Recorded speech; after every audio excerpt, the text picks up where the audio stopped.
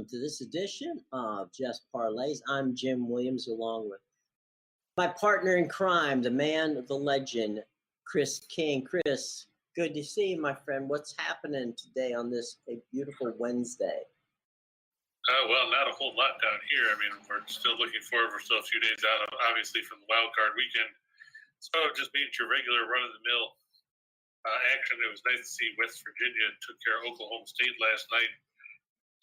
The Cowboys looked just as bad as we thought they would, as they struggled to muster 60 points in that 10-point loss. And, you know, I think we should stay away from ranked teams for a while. We talked about Baylor was going to beat Texas Tech. That didn't happen. We talked about USC being undefeated. Of course, they turned around and lost.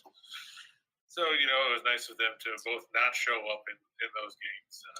Well, you know, they were kind. They could have helped us out, but you know, sometimes you just can't. You know, you can't bet on everybody just being the right people at the right time, right? On the plus side, we did say the Predators would beat the Avalanche. It took overtime, but they did. Yeah, there's that too. So I mean, you know, you take your wins where you can get them. That's for darn sure. That is absolutely for darn sure. You know, before we get started, we've got a lot of good college basketball and some NHL and some good NBA games tonight. Let's talk about two things going on with our buddies and our sponsors at the Sportsbook at Caesars, okay? So here's what's going on. Now, we've been telling you that, you know, if you make your first bet with Caesars on their app or online, then what you're going to do is you're going to have to use, and it's in the show box below, Winners and Whiners. It's they've got a special code for us, and it's you know, Video Winners. If you use Video Winners, what they'll do is they're going to match your first wager dollar for dollar up to $1,000. Now, that's a great deal. So that's in the all that information is in the show box below. So you know, pay attention to it, folks. It's very important that you know that. Okay, it's a lot of fun. That what Caesar's going to do if you use our code Video Winners, then they're going to reward you by going forward and giving you a dollar for dollar match all the way up to $1,000. Now, we are all celebrating because in this great state of New York, they now are allowing sports betting, and so the deal they have for that in the state of New York is pretty cool. What they've got there is they have a situation where if you bet, you know, if you start, let me just get the information here real quick for you, because it's really fantastic. They're going to give you up to $3,000. Here's how it works. You get $300 in bonus cash just to sign up. Plus, they're going to match your first deposit up to $3,000, okay? And the promo code is Whiners New, okay? That's Whiners New. Whiners New is the promo code. That's in the show box below. So let's take a look at that. That's called the Empire State Royal Welcome. You get $300 in bonus cash on all signups, plus the folks at Caesars will match your first deposit up to $3,000 if you use the promo code Whiners New, okay? And that's all in the show box below. And as we said before, and we've said many times, you have to be over 21 to participate. And of course, what we want you to do is to bet responsibly, okay? All right, cool. So those folks in the state of New York, we welcome you. And Caesars welcomes you with one heck of a deal. And so from there, we're going to go to the Big Ten, where we're going to play some hoops tonight. And Chris, you're going to fill us in on what's going on tonight in the Big Ten. Yeah, it's going to be at the Breslin Center. Michigan State, I believe they're ranked 10th in the country. They're favored by 11.5 points tonight over Minnesota. After we saw Minnesota stink it up last week against Illinois, I don't have any faith in them in this one. The Spartans have played good basketball. Minnesota 10-3. Michigan State 13-2. Spartans are 7-0 at the Breslin Center this year. Minnesota, they've gone 3-1 on the road, but they haven't really played anyone. Michigan State's 101st in scoring offense at 75.8 points a game. They're 23rd in the nation in rebounding. They're 77th field goal percentage, and they shoot well from three-point range, ranking 13th in the country by shooting 39.3% from beyond the arc. A big key in this game, it's something that we talked about last week when Minnesota played Illinois at home and got trounced, is going to be rebounding. The Spartans, they out-rebound their opponents by 8.7 rebounds a game. That's 15th in the country. Minnesota, they're 331st. They get out-rebounded by 5.6 rebounds per game. So you're talking about more than a 14 rebound differential between those. When you look at the numbers between those two teams, it killed Minnesota against Illinois because Kobe Cockburn ate them for lunch. And we talked last week, too, in that case. Eric Curry at 6'9", 235 is not a guy you want playing center in the Big Ten.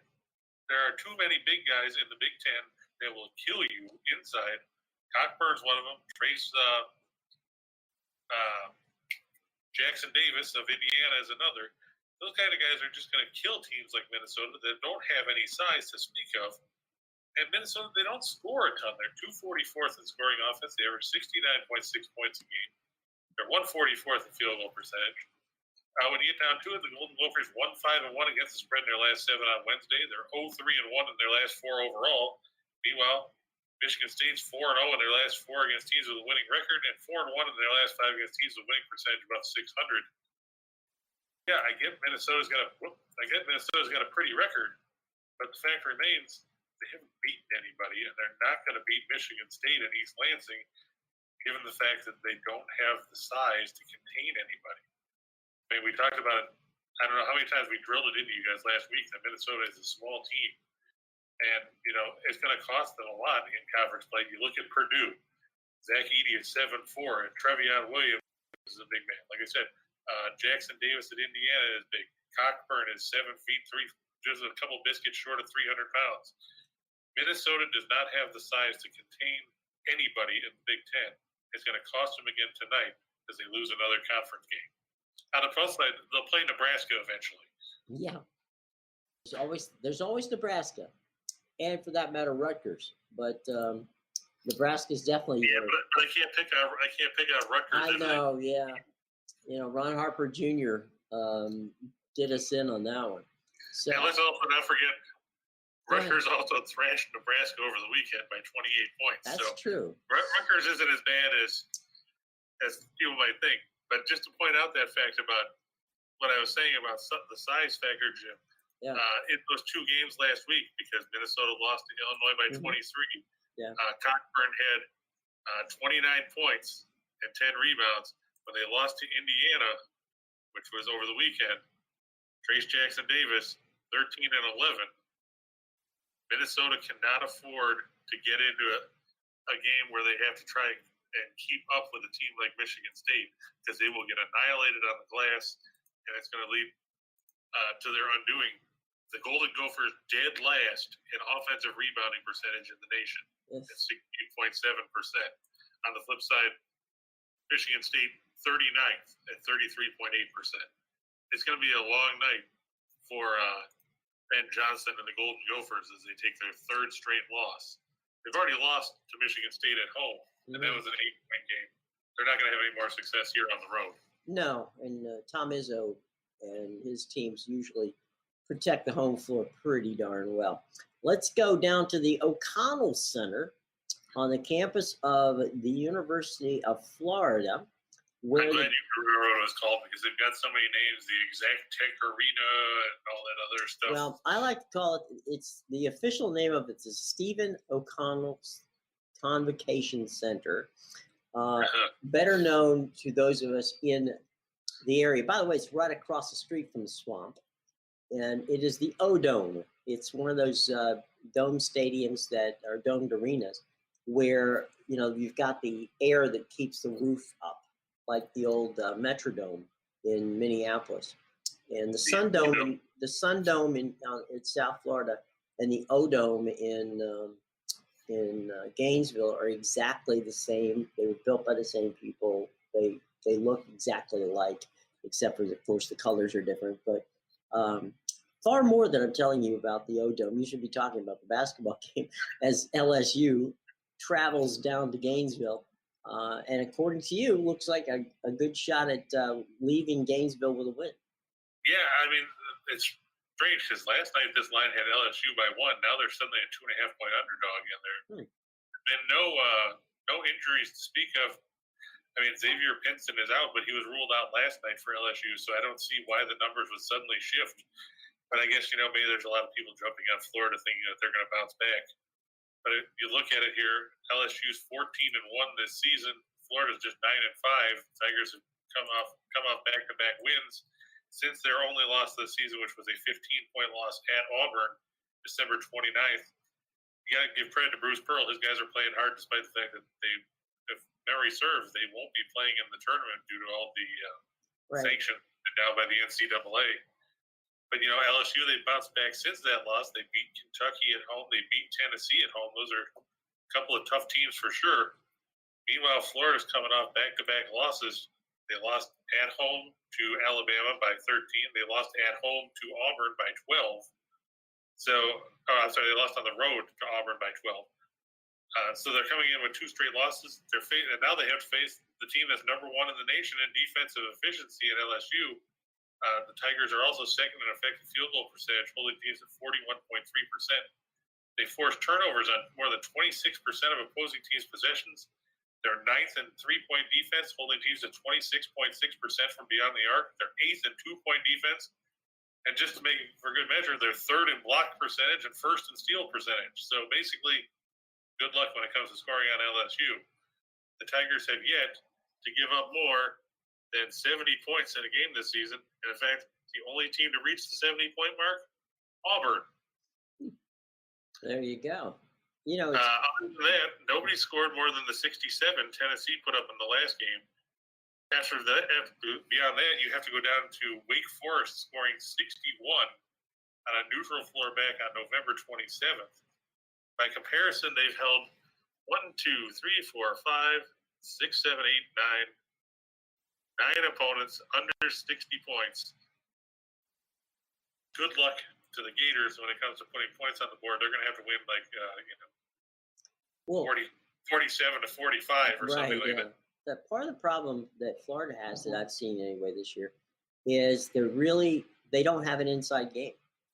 They really have problems inside. Yeah, they've got Castleton, and that's about it. They don't feed him the ball enough. Yeah, and they're just not good inside. So if they don't hit from outside, or if they don't have if they have an off night shooting threes, which seemingly they've had more off nights than good nights in that regard, they become a very perimeter team, and that really wasn't the way that Coach White had expected he was going to have when he started the season. But certainly at this point in time, the Gators have no inside game, and when you're playing against an LSU team which is stacked inside, that doesn't bode well. Yeah, it's like you just said about Florida shooting. If you look, they're, like I said, they're 148th in scoring offense, but they're 252nd in field goal percentage, and they're 283rd in 3-point shooting at over 31%. And like you said, with no inside game, you're forced to shoot from the outside, and they're not a good team that can get away with that. Well, that and the fact that if the other team knows you got to shoot from outside, then they don't have to protect the inside. And that's the case with the Gators so far this year. It's not been a good one. Yeah, and like you said, just to point that out, Jim, like you said, they have to shoot from the outside, and LSU is a top 10 team in 3-point defense. Right. So that makes it even worse. It's let's just say by every metric, this does not look like a good night for the Gators. It's like IC says over here. I don't know how LSU is an underdog against Florida. Neither do I.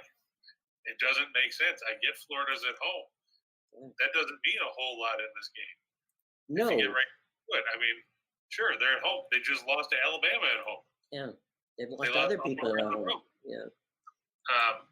Let's just take a look here and just give an idea of what Florida's 6-2 at home.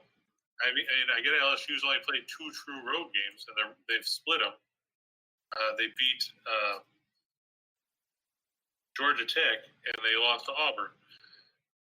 On the flip side, Florida's home losses, they lost to Alabama, which is fine. And the other one, Jim, you remember we talked about this back in early December when they lost to Texas Southern, a team that had no wins going into that game. Mm-hmm. And they lost by 15 points.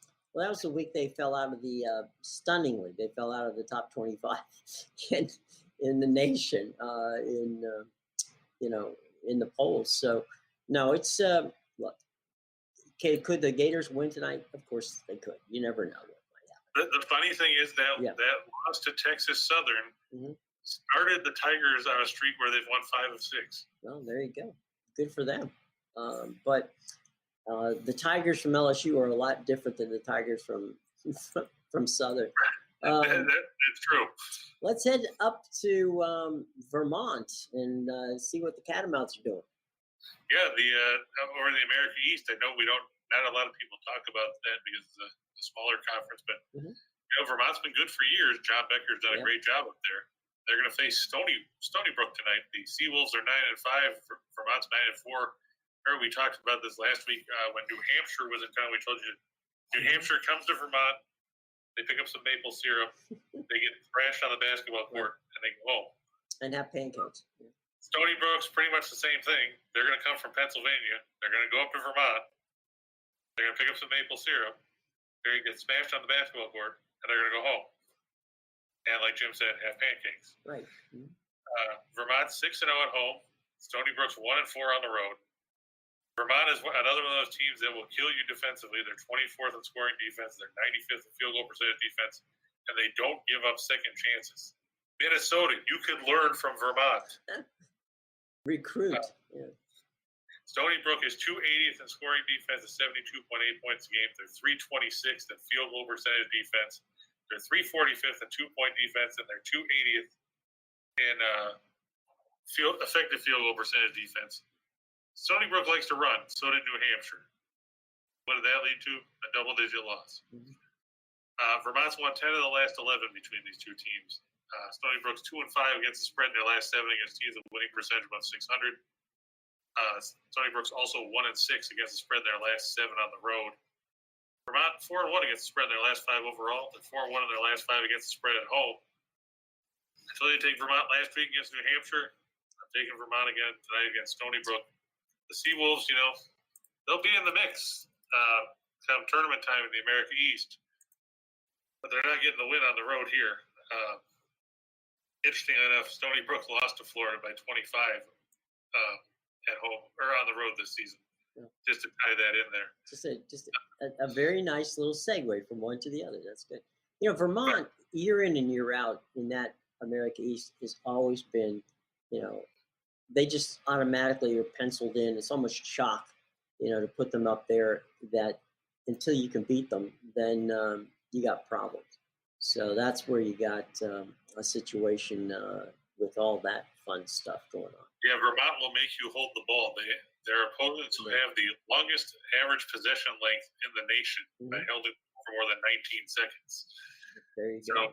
Vermont's is going to grind it out and make you play their game. And that's not something that a team like Stony Brook wants to do. New Hampshire didn't want to do it last week. And like we said, it didn't pan out for them either. Nope. All right. So let's move over to the NHL where we've got some games to be played. Well, hold on, Jim, real quick. Oh, we got another. Right. You're right. Pinson is not playing. But you know what? Pinson wasn't playing last night, and LSU was listed as a favorite. This line shifted overnight, and everybody knew Pinson wasn't playing yesterday.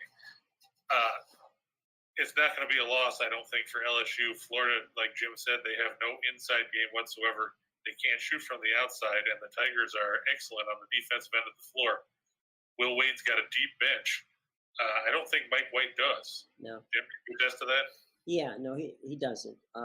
He had a lot of there were a lot of injuries that came his way right before the beginning of the season, and there is possibility that he might get some of these guys back in time for a late run, at perhaps making it to the SEC tournament. But I think that's pretty. That's one of those things that you're more of a hope for than you are actually looking at reality for the Gators, and doesn't do me favored to say that, but at the end of the day, we are here to be real. And and the other big thing too is you look at the size factor. Yeah. I mean, Heselton is 6'11". Right. If you look at the rest of their starting lineup, DeRougy is 6'7", Fleming is 6'5", Jones is 6'3", Appleby is 6'1". Meanwhile, you're going up against an LSU team that's going to run. They've got guys that are 6'8", 6'9". They got a 7-footer that's a freshman that's playing well, and Efton Reed. You've got Eric Gaines can play the point with Pinson not playing. And you've got other guys that are 6'5", 6'6", 6'7", 6'8". They've got a lot of versatility where they can shuffle guys in and out. Yeah. They're interchangeable pieces. And just think when Shaq's kid ever decides to come back and play basketball. Right. And the big thing, how is Florida going to contain Tari Eason? They're not. Well, there you go. You heard it here first from Jim Williams, Color Man of the Year, 17 years running. Yeah. I'll tell you what, it's going to be a lot of fun to watch LSU play this year because they actually are a very tough basketball team. And Bruce Pearl's built something there, and that's what. We'll wait, Jim. Yeah. Okay. Fair enough. But Bruce Pearl's done a good job at Auburn. Let's not take anything away from him. Yeah. Bruce Pearl at Auburn. I mean, there's some teams in that conference that are pretty good. Pete Oates has done a good job at Alabama. I'm still mad he left the University of Buffalo to go down there, but money talks, and Oates has done a good job. He's done something that Avery Johnson didn't do in Alabama, and that was put together a contender. Right. And then we got Kentucky. Vanderbilt's played decent basketball. You got Tennessee with Rick Barnes. Yeah. There's a half dozen good teams in the SEC. Yeah. Right there. Florida isn't one of them at the moment. All right, let's go to the ice, get away from this basketball, this college basketball, where it only pains me to listen. The Bruins and the Canadiens tonight on TNT. Yep, our good buddy Gilbert probably going to be on the call for that one. Kenny will make the trip up I-95, across the bridge and into Boston at the TD Bank Garden. The place. Yeah, I still just miss the Boston Garden. With these corporate names. And to play La Roboton, the Montreal Canadiens. Yes. Yeah, Montreal. Let's face it. Montreal. I thought it was funny. Greg Wyshynski from ESPN compared Montreal to the Bippity Boppity Boutique at Disney World because they got to pretend that they were Cinderella, made a Stanley Cup run, and now they turned into a pumpkin again. Oh, there you go. Canadians, they're 7-23-4. Boston 19-11-2. Boston's 9-6-1 on home ice. Canadians 2-13-3 on the road. That's right. 2-13. Say it with me, right? Now, even worse, Montreal hasn't played since losing 5-2 on the road to Florida on New Year's Day. So you're talking about 11 days between games. They're going to have to knock the rust off there for sure. Boston's won 5-6. They whipped Washington 7-3 on the road Monday night. The Bruins are a middle of the pack team in scoring at 3.06 goals per game. Montreal's dead last. That's right. They got surpassed by the Cactus as far as scoring goes, and that's saying something. That's telling you We something. all year long how Arizona couldn't score to save their lives. Now they're past Montreal. The Canadiens give up 4 goals a game on the road. They only average 2.17. Jake Allen, 5-15-2 with a 310 goals against, a 903 save percentage, and 2 shutouts between the pipes for the Canadiens against Linus Ullmark, formerly of the Sabres, now of the Bruins. He's 11-5-0 with a 257 goals against and a 917 save percentage. Interesting note for Boston, Tuukka Rask, back out of retirement, will be the backup for Ullmark tonight in net. I don't know what happened to Jeremy Swayman, but apparently Rask is going to be. They're going to try to see if he can be the savior for the Bruins. They've kind of floundered in the Atlantic Division this season. Montreal 5-2 in their last 27 as an underdog, 4-18 in their last 22 as a road underdog. Meanwhile, Boston 5-0 in their last 5 against the Eastern Conference, 5-1 in their last 6 overall, and Montreal is 2-6 in the last 8 meetings between these teams in Beantown. I got news for you. If you're a fan of the Canadiens, they've also lost the last 4 meetings between these teams you're a fan of Montreal, it might be time to break out the old paper bag and go to your local poutine restaurant, drown your sorrows in gravy and cheese. Or you could go to, what is it? Oh goodness, the place where everybody likes to go. Bob, is it? It's yeah, Tim Hortons. That's what I was trying to remember. Tim Hortons. Of course, Tim Hortons. You got to go to Tim Hortons, right? I mean, that's where everybody goes. We don't have them down here, but when I lived in New York, that's when they were just expanding into the U.S. Yeah. It was always Tim Hortons. in Oakville, Ontario. Yeah, for breakfast and all day long. Go to Tim Hortons. If only they brought back some of their better donuts, I'd be happy. There you go. All right, so next up, we're going to see the Rangers, right? No, Stars. I'm sorry, Stars and Kraken.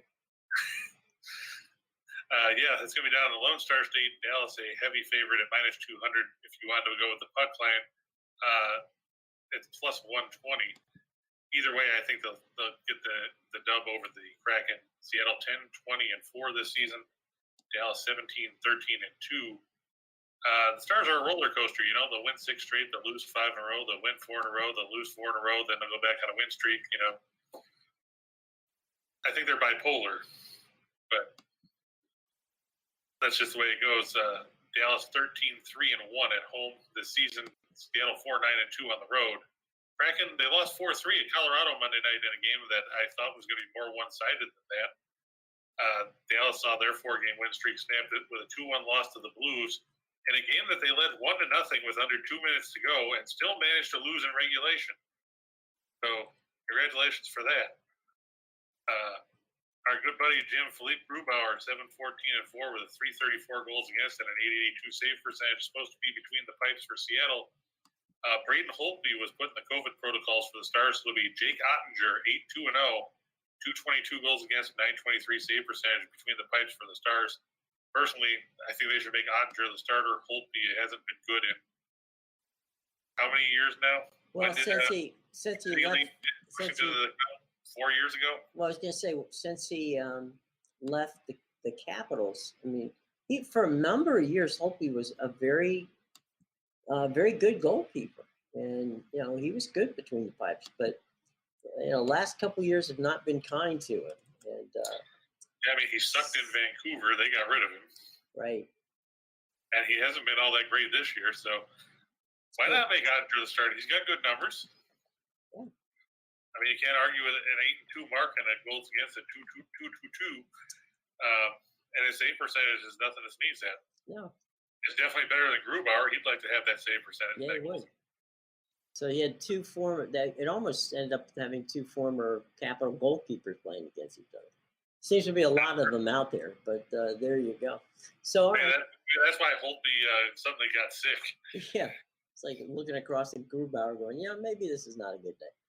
All right, so we go from Dallas and Seattle to, that's right, Montreal and Arizona. As you said, this will not be a TNT featured game tonight. Well, it actually is the other feature. It's the other game in the doubleheader because there's no other game to show. Oh, that's true. That's right. We had that cancellation. Okay. Yeah, Minnesota-Edmonton was postponed tonight due to COVID issues with the Oilers, and I believe it also was tied to the attendance limitations in Canada by the Canadian government. Well, you're a fan of the Leafs. Is this a game that you would watch stay up till 10:30 to watch?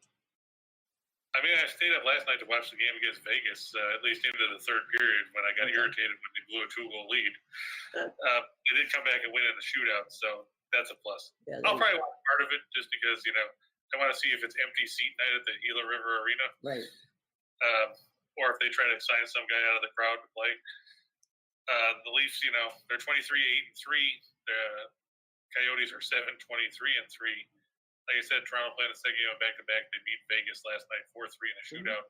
That ended up being a higher scoring game than I thought it would be, but that's because Vegas scored twice in the third to tie it up and force the extra time. Peter Mrazek, who I think is overpaid for playing 3 games this season. He's been hurt more than he's played. 2-1-0 with a 412 goals against and an 88 save percentage. Is going to start for Toronto after Jack Campbell played last night. Karel Vizmelka, 313-1 with a 330 goals against, a 904 save percentage, and 1 shutout for the Coyotes. It was originally going to be Scott Wedgwood. He was placed in the COVID protocols yesterday. Also, Jacob Chikrin, one of the Coyotes' top defensemen, is in protocols as well. Toronto 7th in the league in goals per game at 3.38. They're 3rd in goals against at 2.5. I hope Mrazek doesn't screw that up. Fortunately, he faces a Coyotes team that's 2nd worst in the league in goals per game. That's right. They passed Montreal. They're at 2.18. However, they're still dead last in goals against. They go up 3.79 goals a night. Toronto's 4-1 in their last 5 against teams with a losing record. They're 20-6 in their last 26 overall. They're 9-3 in their last 12 against Western Conference teams. Arizona 1-4 in their last 5 against Atlantic Division opponents. They're 5-22 in their last 27 against teams with a winning percentage of about 600. And Arizona does not play well at home. They are 4-18 in their last 22 at the Gila River Arena. Maybe they should have gotten evicted. They could have found a new arena. Maybe they could have played better there. What is it about Arizona and professional sports teams and playing at home? It's like the only one that can win is the Phoenix Suns. Yeah, that's true. Arizona Cardinals can't win at home. The Coyotes can't win at home. The Cardinals were 3-5 at home and 8-1 on the road. Right. That's weird. I mean, I don't know. The Valley of the Sun's not a bad place to hang out. I'm not quite sure why they can't. Maybe that's it. Maybe they're out playing golf too much, and they should be. Okay, James, you're from Arizona. Why don't you tell us why teams from Arizona can't win at home? Why don't the Diamondbacks win at home? Why don't the Coyotes win at home? Why don't the Cardinals win at home? Why Except are the for Suns Phoenix have the ability to win in their own building? I want to know because I've been down in Arizona. I've been through Sierra Vista and Fort Huachuca and Tucson and all that. So I know how things can go down there. But I know it's not a hockey town. It wasn't a hockey town 25 years ago when they moved the Jets down there. But I mean, what about the Diamondbacks? Why did they play so horribly at Chase Field? Is it because of the pool? I mean, why do the Cardinals play bad? Why do they need a dome? It's not like they're playing in monsoon season. I mean, I know you know how things get down in the summertime down there with the monsoons where it'll rain torrentially and flood the streets for 10 minutes, and then 5 minutes after that, the sun's out and there's steam coming off the sidewalks. And there you go. James says that's a good question. He wants to know that too. James, I'll tell you what, if we knew that, we'd all be doing well, buddy. Phoenix. You know, it's funny because I'll tell you what, it's about as beautiful a place as you want to see in the country. I mean, it's a great place to hang out. I mean, Phoenix is beautiful. Well, let me ask you this, James. Have you been to the Gila River Arena? If not, would you go if somebody actually gave you a ticket? Or would you say, hell no, I'm not going to watch that dumpster fire? Right. That's get back to us on that. It's like Jack Kent Cooke. We'll go with a free ticket. Yeah. It's like what Jack Kent Cooke said whenever he brought the Kings to Los Angeles. He said, who knew that with 3 million people from Canada living in the greater Los Angeles area, they were the 3 million people that didn't like hockey? Because only the first year that the Kings played, they played before about, on an average, 4,000 people in the arena that seated about 10,000, if I'm not mistaken there. And so Mr. King being someone who's always had a great wit, he was basically saying, I didn't realize that I brought the hockey team to Los Angeles, where in Los Angeles County, 3 million Canadians live in.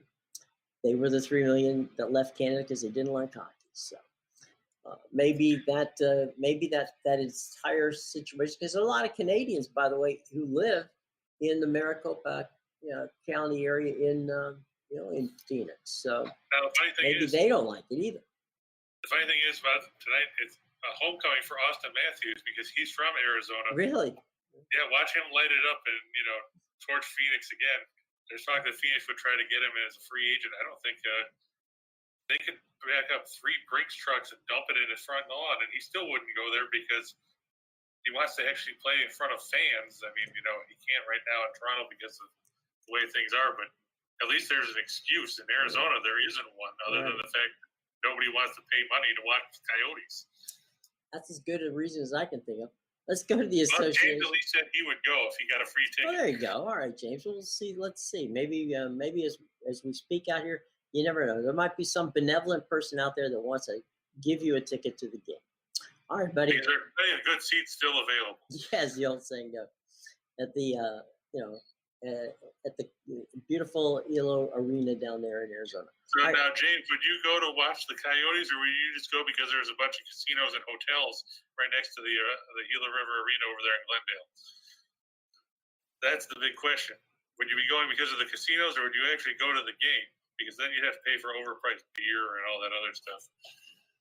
Because God knows, I'm sure that's the only way that they can make any money. That and concerts. Because you have to be drunk to watch them. It helps. All right, let's go to the association. Get out of here before we get into more trouble. Sixers and the Hornets. Yeah, that's coming to you from the Wells Fargo Center in Philadelphia. The 76ers favored by 5 over the Hornets. The Hornets 22-19 this year. Philadelphia 23-16. Charlotte's been on a bit of a roll. They've won 6 of 8. They took a 2-game set from the Bucks. Both those games coming at the Spectrum Center. But they now have to go on the road and face a Philadelphia team that's won 7 in a row. Strangely, and we talked about this the other day, Jim, the 76ers, normally they play well at home and they're terrible on the road. But this year, they're 15-8 as a road team, but they're just 8-8 at the Wells Fargo Center. What the hell's going on there? I don't know, but they don't want the crowd booing at them. They better be careful. See, he's not the best color man in sports for nothing, folks. That broadcasting school really paid off. That's right. Charlotte 10-14 on the road. Kelly Oubre Jr. will be out for the Hornets tonight. He's in the health and safety protocols. That's a big blow for them. He's played really well. Torched the Pistons last week when he hit 9 threes. Also out for Charlotte, according to the latest update, Vernon Carey Jr., but nobody cares about him because he's from Duke and barely plays. For the 76ers, Tobias Harris is probable with a shoulder injury. Shake Milton out with a back injury. Jaden Springer is down in the G League. Seth Curry questionable with an ankle injury. So Tyrese Maxey apparently is going to clear protocol, so he should be back on the floor tonight for Philadelphia, which is a nice boost for them. He's been a good versatile third scorer in that lineup. We don't need to talk about Ben Simmons, so we won't. The 76ers, they've won the last 16 meetings between these teams going back to 2016. They're 5-0 in their last 5 overall. They're 4-0 in their last 4 after an ATS win. They're 5-0 in their last 5 after a straight-up win. I get Charlotte's played good basketball of late, but you're running into a Philadelphia team that has seemingly found themselves after stumbling like a drunken hobo through the first 2 months of the season. They've now won 7 in a row. I get 2 of those came over the Rockets. But that's not my fault. I didn't write the schedule. Right. Plus, you've got Joel Embiid healthy. If Harris is going to play and you're going to have Maxey, and if Curry can take the floor, there's just too many weapons for Charlotte. Even as good as the Hornets have been offensively, they're second in the league. Their problem is they can't stop anybody. They're 29th in scoring defense at 115.9 points a game. Philadelphia should be able to exploit that and come up with the victory at home. And there you go, Jim. James says beer at the Gila Arena is $16. Whoa. I think free refills. I'll tell you what, that $16 for beer at an arena, no wonder the team's playing poorly. And no wonder there's no fans there. If that's what it costs, I'll tell you what, you're in trouble. All right, let's go from Charlotte and Philadelphia on to the Mavs. No, I went far. Which way are we going there, boss? You're going to this one. We're going to this one, okay. San Antonio and the Rockets were Lone Star State, 2 teams with a lot of history against each other. Yeah, and they've also struggled of late, too. But this one's coming from what is the AT&T Center? Is that what they call it now? In San Antonio? Former Alamo Dome. That's well, actually, the AT&T Center is a totally different building than the Alamo Dome. I just remember the Alamo Dome. It's a purely basketball arena they built a few years ago. So the AT&T Center on the river in San Antonio. Well, yeah, Houston is horrible. We've talked about that. They're 11-30. Yeah. San Antonio's 15-25, but sadly both these teams are still in the playoff picture because the bottom of the Western Conference is that bad. If you look, San Antonio is 1 game behind Portland for the final spot in the play-in tournament. As bad as Houston's played, they're only 6 games out. Yes, that just shows you that the bottom of the West, the top of the West is crowded, the bottom of the West is crowded, then you have those teams in the middle that nobody cares about. On the plus side, the Spurs get to play at home, which is a nice change of pace for them. They just finished a 7-game road trip where they went 1-6 after losing to the Knicks in the second game of back-to-back Monday night. On the plus side, the Spurs don't have to leave the state of Texas until the end of January. Even when they go on the road, they'll play either them, the Rockets, or the Mavs. So it gives them a bit of a break from traveling around the country. Houston, they lost 3 straight and 11-12. They got dumped 111-91 at home by Philadelphia on Monday. Spurs are 10th in scoring offense at 110.5 points a game. They're 10th in field goal percentage and 13th in three-point shooting. Meanwhile, Houston, we talked about how Charlotte was second to worst in the league in scoring defense. Here's the worst. The Rockets are 30th, 116.4 points a game. They're 28th in field goal percentage. The Spurs are expected to be minus Doug McDermott, Devin Vassell, Keldon Johnson, Trey Jones, and Derek White. But kudos or bonus points if you can name anybody in the starting 5 for the Rockets that's not named Eric Gordon or Christian Wood, because there are a bunch of no names that it's like, you know, the epitome of when Charles Barkley they say you played for the team on the name on the front of the jersey, not the name on the back. If you saw the name on the back, you wouldn't know who the hell these guys were anyway. So there you go. The Rockets are 3-13 against the spread in their last 16 overall, 1-9 in their last 10 after an ATS loss, 1-9 against the spread in their last 10 following a straight-up loss. Take the Spurs at home, give the points, and move on. Yeah, Houston's defense is horrible. That's pretty much all you need to know. All right, moving on, as we said, from the Spurs. Okay, now the Mavs and the Knicks, and giving the Mavs the bucket advantage over the New York Knickerbockers. Yeah, and this one's on the road in the Big Apple at Madison Square Garden. The Mavs 22-18 this year. The Knicks are 20-21. Dallas coming off that impressive 113-99 home win on Sunday that snapped Chicago's 9-game win streak. By the way, we talked to you yesterday about Chicago giving up 14 points against Detroit. Mm-hmm. Good God, that game was over in a hurry, wasn't it? It was quick. Final score was Chicago 133, Detroit 87. So they covered that triple. Yeah. And had points left over. So there's that. The Knicks beat San Antonio Monday night at home. The Knicks 10-11 at home this season. I don't know what it is. Both the Knicks and the Nets are struggling at home this year, which is strange. Dallas 11-10 on the road. This is going to be a good defensive battle. The Mavs are third in scoring defense at 103.3 points per game, 16th in field goal percentage defense, 12th in three-point defense. The Knicks are sixth in scoring defense at 105 points per game, and they're fifth in field goal percentage defense. Kemba Walker and Nerlens Noel are questionable for the Knicks. For Dallas, Willie Cauley-Stein still isn't playing.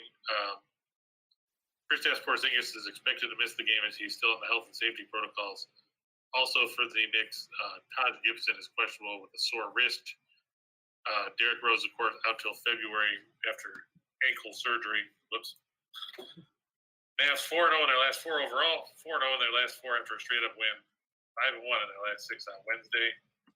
The Knicks 1-4 in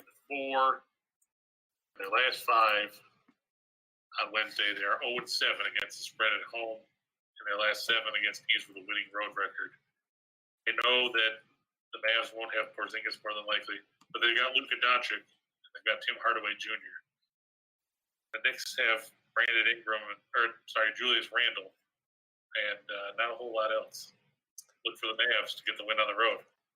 There you go, boys and girls. How about before we move on to 2 for the money, let's talk a little bit about our friends and our sponsors at Caesar Sportsbook. Now, Caesar Sportsbook, as we've been telling you, is really doing a great job of getting you involved with their new ventures in states all around the country. And the way they're doing that is they're working with us at Winners and Whiners, where you're going to get a deal from them. And that deal is that they will match whatever your first wager is with regards to using their app or using their online, all the way up to $1,000, okay? But you have to use the promo code, and the promo code is, of course, Video Winners, okay? So that's in the show box below. So use Video Winners in the first wager that you make using the Caesars Sports app or their online service, and they'll match your first wager dollar for dollar all the way up to $1,000. Now, today we found out that we're going to have a fun deal if you're in the state of New York. Okay, now if you happen to be in a New York state of mind, well, they've got what they call the Empire State Royal Welcome from Caesars. And that means that you get $300 in bonus cash once you sign up. Plus, they're going to match your first deposit up to $3,000, but you have to use the promo code from from right here at Winners and Whiners. Whiners New. That's Whiners New is the promo code to get that deal if you're in New York. And again, that's called the Empire State Royal Welcome. You get $300 in bonus cash on sign up. Plus, they're going to match your first deposit all the way up to $3,000. Okay, so that, friends, is a deal. And welcome to New York from the standpoint of wagering. As we say before, and said numerous times, that is from standpoint of you have to be 21 years or older to wager. And as we said again, both Caesars and those of us here at Winners and Whiners, please wager responsibly. All right. Okay, we're going to go for two for the money, man. And two for the money today is not that. There it is. Okay. One quick thing, Jim. James asked why the Heat are going off at -650 to win the Southeast Division. Well, James, I think the safest answer to give you on that fact is the fact that they still lead the division despite the fact that they don't have Jimmy Butler, right, Oladipo, Bam Adebayo, and others. Meanwhile, Washington just had Brad Beal enter the protocols yesterday, taking him out of the mix. Charlotte can't stop anybody on defense. Atlanta's been horrible, and I think we can just forget about talking about Orlando as being a threat to win anything other than base ping pong balls.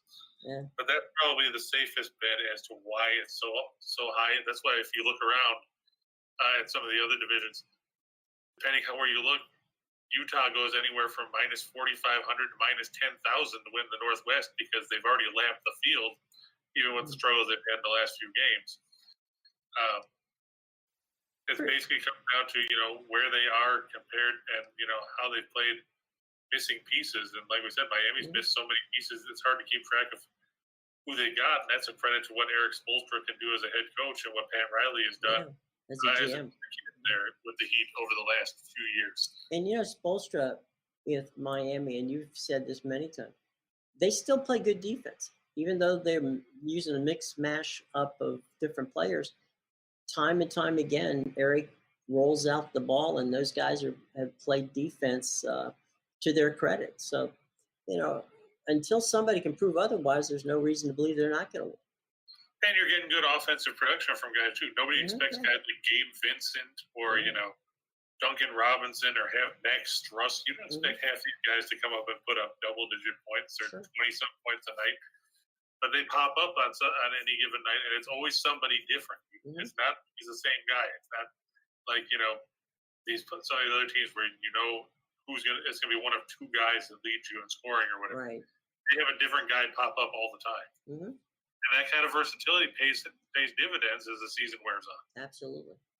As for Gerald, real quick, we talked about LSU. We like them. I'm going to get to Colorado State in a minute. Longwood, I don't know if I have a ton of faith giving points at Radford. The Lancers are 0-4 at home this year, or on the road this year, and their best win is over Maryland-Baltimore County, who's rated 241st in the rankings.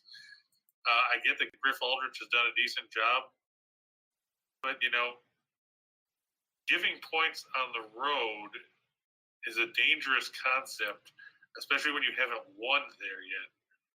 I would probably lean towards Radford if I had to make a call on that one. It's not a game that I would be crazy about either way. And TCU, Kansas State, I know Bruce Weber's team had some issues with COVID. Let me see if there's an update on what they're looking at. I still see 1, 2, 3, 4 guys out indefinitely.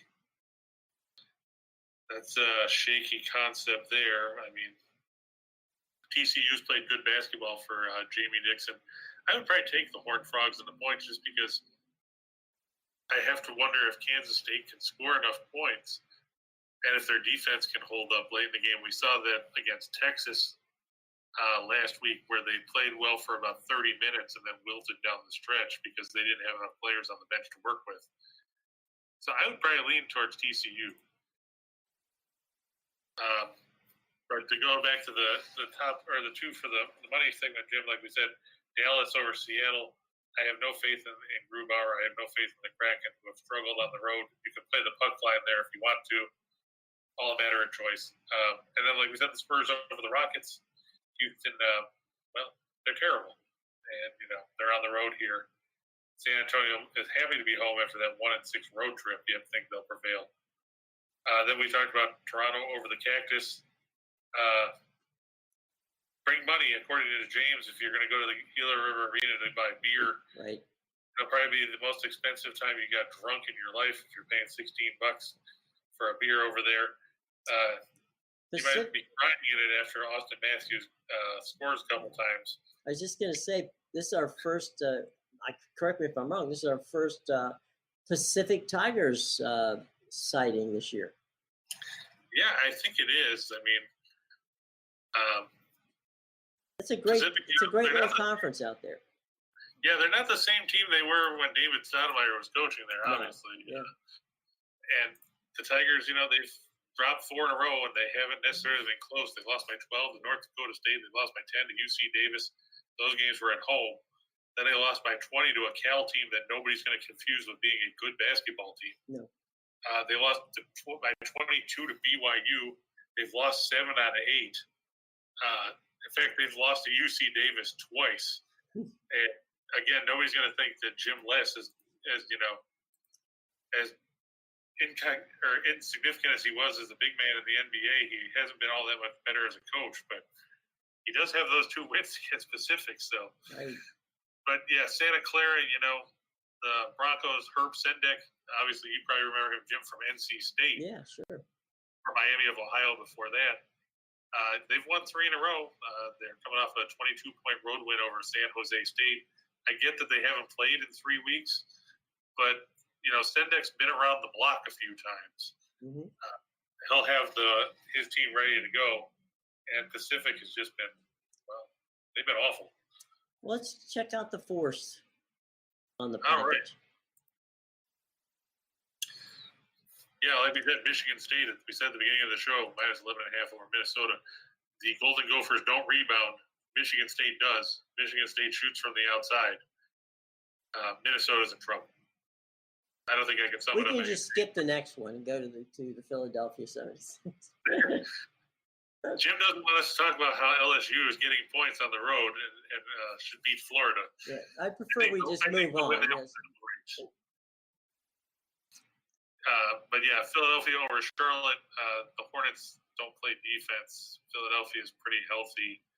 Losing Oubre is going to be a blow for the Hornets. And then we talked about Boston over Montreal. The Canadiens are a dumpster fire. They're 2-13-3 on the road. Kenny Albert gets the joy of calling the Bruins game. They'll have their top line of Pasternak, Marchand, and Bergeron back. Montreal doesn't have a top line. Montreal doesn't have a second line. Montreal's got 4 third lines. There you go. And that's going to be the difference in this one.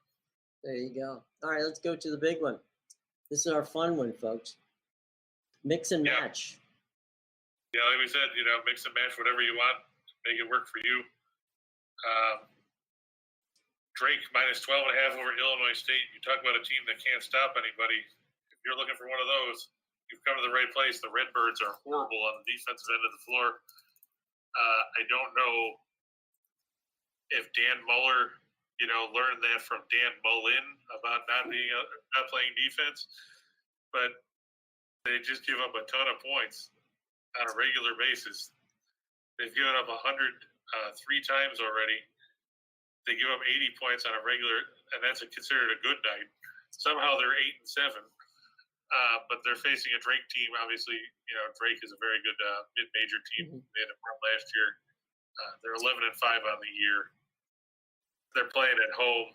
I think that they should take care of business over Illinois State. I can do the next one for you. SMU's good. South Florida's not. Keep going. Yeah, Jim is. As a South Florida alum, we talked about them last week against Houston. It was a similar point spread there. Yeah. We said take the Cougars. The Cougars covered. I expect the same sort of thing here. I won't beat Jim over the head with it. Appreciate that. Colorado State sounds like a good place to go next. Yeah, Nico Medved. I saw him when he was a coach at Furman. He did a good job over here. He's now gone to Colorado State. That team is 11-1. I know they're coming off their first loss of the year. They were thrashed by San Diego State. But, there's a lot of good teams that get beat by San Diego State. San Diego State's not a bad team. Right. Utah State, this isn't the Utah State team you saw in the tournament the last couple of years. A, you don't have Craig Smith as your coach. B, you don't have Sam Merrill. C, you don't have Neemias Queta. You're talking about a team at Utah State that lost 49-47 to Air Force earlier this season. It's 47 points. I mean, I know that's an Air Force style of game, but come on. Of course, they have Ryan Odom. Everybody, you may or may not know, was the coach at UMBC when they were the first 16 seed to upset number 1 when they beat Virginia a couple years ago. Mm-hmm. He parlayed that into a deal at Utah State. If this was in Logan, I would lean toward Utah State. It's not. Everybody knows playing at Fort Collins is very difficult. And the Rams are playing good basketball, and I think they'll cover the line there. Finally, Xavier. This line switched overnight, too. Originally, Villanova was favored by a bucket. It's now Xavier minus 1.5 at the Cintas Center in Cincinnati. I look for Xavier to beat Villanova. The Wildcats have had their struggles on the road. Atlanta minus 4.5 over the Heat. We just talked about how the Heat are beat up. I get that they have guys that step up, but the Heat have not won in Atlanta in 3 years. The Hawks are getting some guys back. I think they can hold off Miami. Super Sly, you're right. Bradley Beal probably won't play, but we're talking about Orlando here. I know Washington was fortunate to escape with a 2-point road win over the Magic Sunday night, and then they beat the Thunder last night by 4. But we're talking about Orlando. And last I checked, let me double check my injury report. Mo Bamba is expected to miss the game again with a toe sprain. They're not sure if Wendell Carter Jr. is going to play with a hamstring injury. And then you still have, Markelle Fultz, Jonathan Isaac, each one, more Michael Carter Williams all out. And Jalen Suggs still out with that broken thumb. So you're relying a lot on Gary Harris and hoping that Cole Anthony can keep you in the game. I just don't know if they can do it on the road. The Lakers minus 3.5 over Sacramento. There's not a whole lot we can say about Sacramento that hasn't already been said. I feel bad with Gentry. Not much we can say about the Leafs and the Coyotes that we've already said. Yeah, I look for that to stay under the total. Just because Arizona doesn't score. On the flip side, Montreal hasn't played in a week and a half. They've been horrible on the road. Boston should get 4, maybe 5 goals in this one to push it over. I look for Seattle and Dallas to stay under 6 just because the Stars play well on home ice. James, are you asking me about Belmont or Chattanooga? Because I see that you're talking about you're talking about Belmont, right? Casey Alexander's got a really good team there. He's got a veteran team. A lot of his guys came back from last season. Nick Wyszynski, their center, is a big scoring threat. Ben Shepherd is good. Will Richard is good. Luke Smith, they're all seniors. So is Grayson Murphy. So, I mean, they're starting, 3 seniors, and then they've got a couple more seniors that come off the bench. They're not a slouch. They are 12-3 this year. Their 3 losses, they lost to Ohio State. Or not Ohio State, I'm sorry. They lost to LSU. They lost to Ohio in their opener. And they lost to Dayton by 2 on a neutral floor. They've also beat Drake. They beat Iona. Those are 2 good teams that we've talked about. They beat Furman. They beat St. Louis, who was another good team out of the A-10. I wouldn't sleep on them against Austin Peay. I know that, Jim, you remember some good days from the Governors back in the old days. They're not good right now. They've lost 6 straight coming in this one, including pulling off the feat of losing to both North and South Florida in back-to-back games back in December. Yay. The Bulls get a win. Yeah, so Belmont, I think, is in good shape. Chattanooga, the Mocs, they're a good team down there in the SoCon. Mm-hmm. A Western Carolina team, the Catamounts, they're not overly impressive. Justin Gray's team, they've lost 5 of their last 6 coming into this one. They were dumped by East Tennessee State on Monday night. Let me just double check what the line is on that one real quick. Let's see. Chattanooga's giving 13. Well, the good part is Western Carolina, they can score, but they don't play defense. They give up 79.4 points a game, which is 347th in the nation. The Mocs are 52nd in scoring offense, but they play good defense. I think that the Mocs should have enough to take down Western Carolina on the road. They're a pretty good team. Daryl, we talked about Vermont beating Stony Brook earlier. I think the Catamounts, just like we said last week, New Hampshire goes to Vermont. They get maple syrup. They get their butts kicked. They go home and eat pancakes. Same thing here with Stony Brook. There you go. Any last questions there, boys and girls? I see Daryl's asking about Gardner Webb real quick. I'll take a quick look at that. Okay. Because I know you've got to go too, Jim. Well, they're playing Presbyterian. Being from around that area, I can tell you Presbyterian is not very good. They've lost 4 out of 5, including probably most damning, they lost to USC Upstate, another team that is not very good. The USC Upstate Spartans are 4-10. They lost by double digits to them at home. So I would say Gardner Webb, I know that this is not the team that we saw a few years ago, but they've won 4 in a row. They beat Georgia in that stretch in Athens. They're coming off a win over Hampton at home. Gardner Webb should have little problem dispatching Presbyterian on their own floor here. All right. Well, folks, it's been fun. Thanks for joining us at a 1 o'clock edition. Our Wednesday shows will be 1 o'clock. Every time else, Monday, Tuesday, Thursday, and Friday will be at 1:30. Okay. So if you hit the like button, hit the like button and hit the subscribe button, and you'll know. Okay. So thanks for coming. We greatly appreciate it. As always, thanks to Chris King. I'm Jim Williams. Have a wonderful and a fun Wednesday afternoon. We'll see you tomorrow, guys. 1:30 right here.